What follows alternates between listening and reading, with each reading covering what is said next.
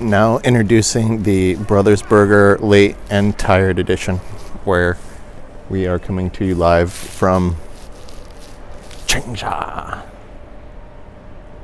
Changsha. And we're going to Changsha, which is that. Yeah. So it's about 2:30 a.m. -2 outside. We just flew from Shanghai and managed to navigate the plane. And the airport was actually fairly huge, which we keep forgetting that like Xi'an and Changsha are both like 8 million people and the size of all of Denmark plus 2 million people. So yeah, that airport was the size, a little bit smaller than Copenhagen Airport, but quite huge. And then caught a bus in.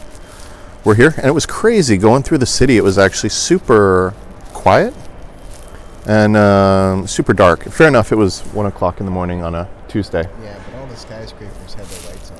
Yeah, nobody had their lights on, so it was that was pretty bizarre, quite strange.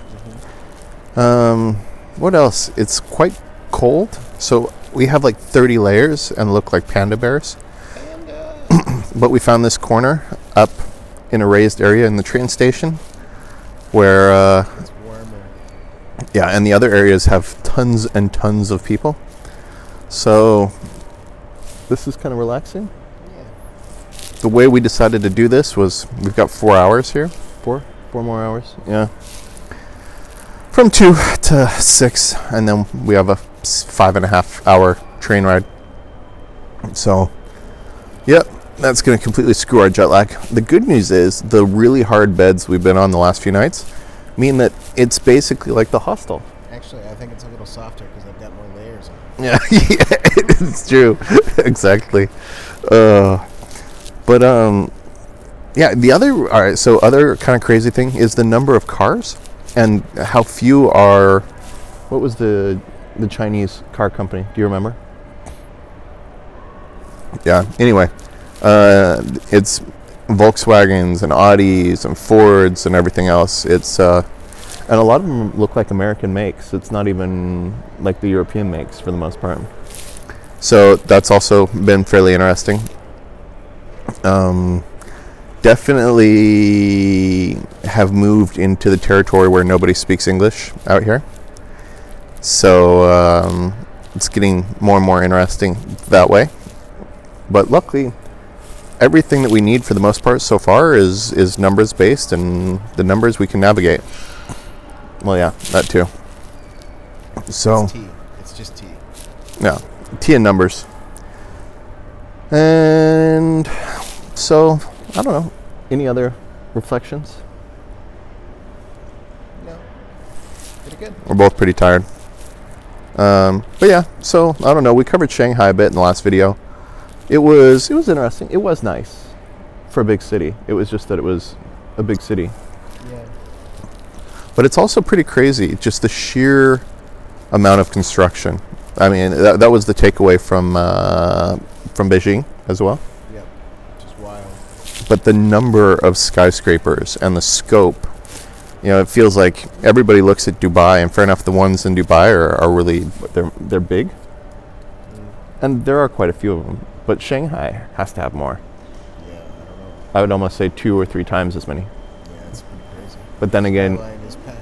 there's a lot in Dubai. So yeah, just super kind of crazy. The sheer size and complexity as well that they're managing and that they're running and operating.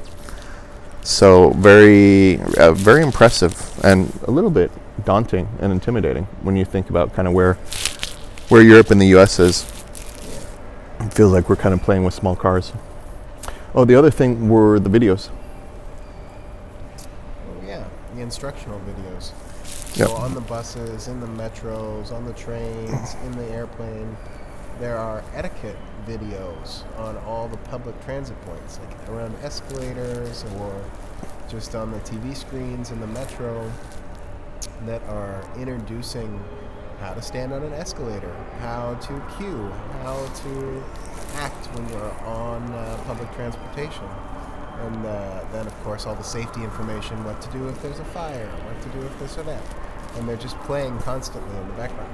Yeah, it's pretty fascinating, especially when you consider how do you essentially modernize key parts of the country. Yeah, well, familiarize them with all of the new technology and new protocols, and as people gain more privacy and start to interact with each other, how to queue and how to behave in more of a international, globalized setting. Yeah, and something that works better within the context of the cities. Yeah. So that's been quite fascinating. Super interesting, and there are definitely still some areas in Europe and U.S. that could use a reminder on some of that protocol. I kept thinking it would be great to put on American everything. Exactly. So, yeah, that was quite impressive. And I suppose that's it. Time for a nap. Yep, sleepy time.